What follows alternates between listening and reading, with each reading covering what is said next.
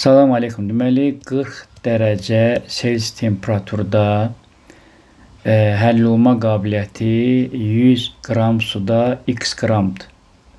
Yəni burada x plus 100 olur.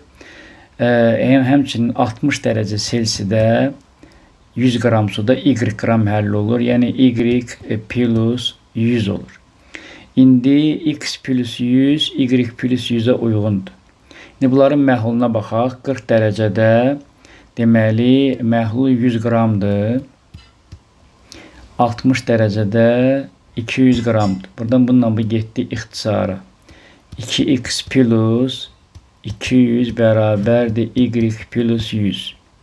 Buradan deməli y minus 2x bərabərdir 100'ə. Biz tapdıq ki, y minus 2x bərabərdir 100'ə.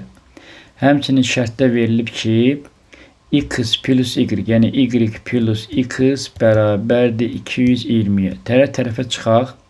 Bunlar getdi. X-dən mənfi 2x çıxanda 3x eləyir. Çünki x çıx. Mənfi 2x mötərizənin qabağında minus olanda bu plus olur. 3x o da buradan bərabərdir. Deməli 120. X da buradan bərabərdir 40'a.